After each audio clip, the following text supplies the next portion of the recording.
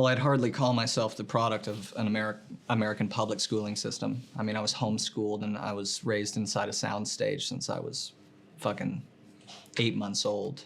I had the incredible privilege of a wonderful teacher that stayed with me since I was small, named Laura Torrance. And she's a genius. And my brother and I fought for her. She's like my grandmother.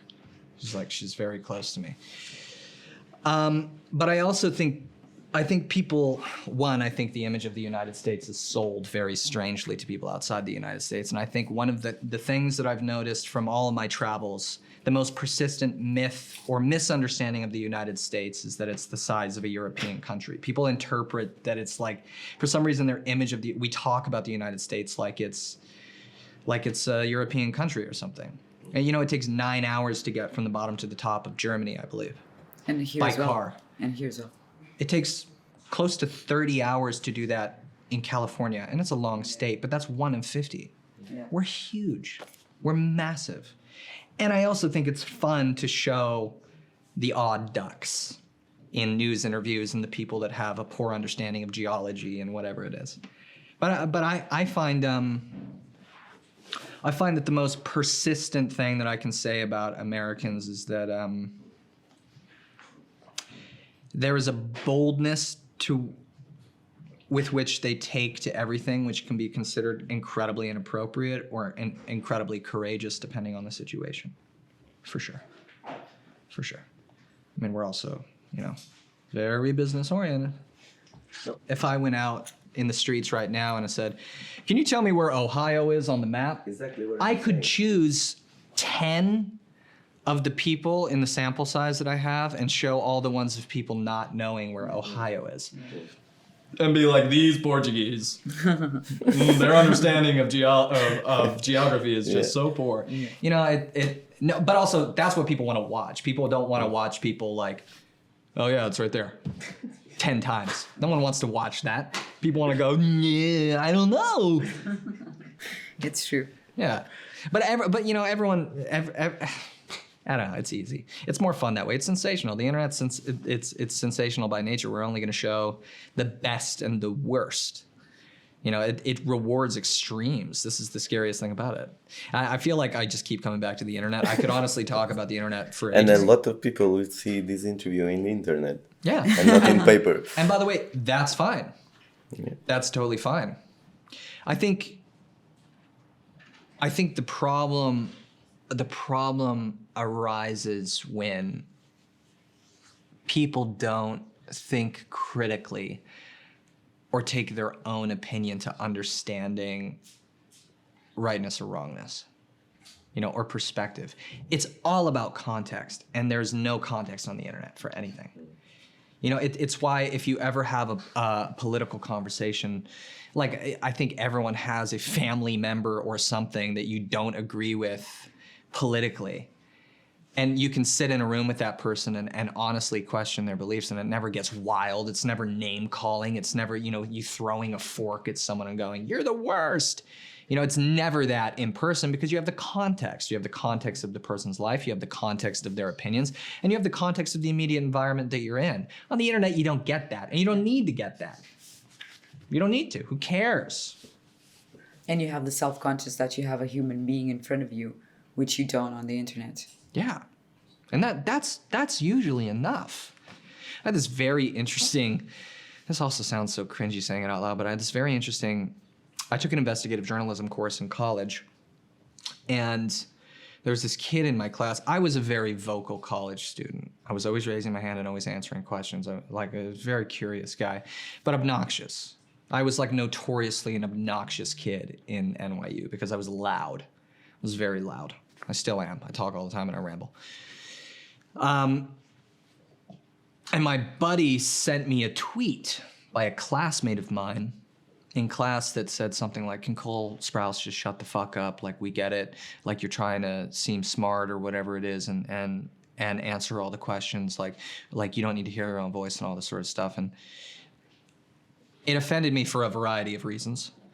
But mainly because I had imagined that the classroom was like this cathedral-like place that you can't break that. Like everyone is in there to sort of fucking learn. So I devised this little thing, and I went back to class during the next lecture, and I looked for the person's name, and they had this small little profile photos, and I was in there. I was like, hey, let's call him Johnny.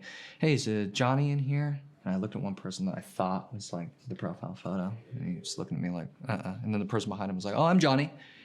And I was like, do you mind if I talk to you after class, dude? Is that okay? And he was like, yeah, okay. Yeah, sure. And we did the class, and I was kind of keeping an eye on his Twitter, and in the middle of the class, he sort of deleted everything that he said, because I think he was on. He caught on to the fact that I knew what he'd said. And I was going through something at the time, and after the class, he tried to scamper on out of there, and I said, Johnny, please, can I actually talk to you real quick? Is that okay? And he was like, yeah, sure. And we go into the hallway just outside the class, and we go into the stairwell, and he immediately apologizes. It's like, dude, I'm so sorry. That was so inappropriate of me. I'm like, that I don't even know why I did that. I'm sorry, dude. That's just not cool of me to do to you. Like, I totally understand why you're upset. And I was like, it was actually very nice.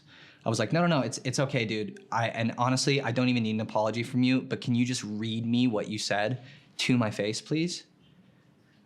And I printed out what he had said, because all I wanted was like to just, and this sounds so cringy saying out loud, whatever. I printed it out. Maybe I thought I was fucking cool and this was like a cool thing to do. But I think what I actually needed was like some sort of interaction from another human face to face. And he apologized again. He said, no, dude, it's like really not like I really don't, like, I'm sorry. And I was like, please, for me, can you please just read this to me? And he did. And he read the whole thing. And afterwards he's like, shit, that sucks, I'm sorry. And I was like, totally okay. Thank you for reading that to me. And he was like, I'm not gonna do that again. I was like, dude, you don't even, like, it's not even about that. Like, I just needed to fucking hear this. And we actually hung out a couple times. He's like a cool guy, but it was this moment, I think, in college where like I was so fed up with this kind of, I think with my own upbringing was really what it was. You know, I was fed up with like not having that kind of face-to-face interaction with someone and having them explain like why they did this sort of thing. But it dealt with all that keyboard commando shit, all that fucking context shit, all that like personal whatever shit. It's just having that interaction is really important for us, you know? We need that. Yeah. I mean, if you really count, I have probably 5 or 6 really close friends that I feel like I can take over the world with. That's all you really need. Mm-hmm. You know what I mean? 5 or 6 people. And in fact, going through your 20s and into your 30s is actually going, oh, I don't need as many of these people that I thought were friends. Natural selection. Yeah, it's just over time. Yeah. You just go, wait a minute. Would you stand up for me in a fight? Would you? And I think loyalty is interesting, you know. I'm a big loyalty guy. I think, you know, I'm of a mind, I know this is probably a contentious opinion, but I'm of a mind that even if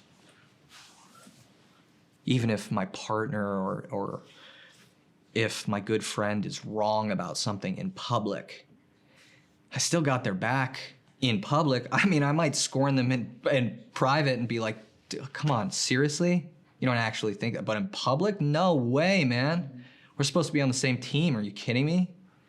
Loyalty is like fundamentally important to our survival over time, especially now where everyone's got these big ass opinions. You gotta be fucking loyal. Anyhow, I'm gonna keep rambling, so. Got any more questions?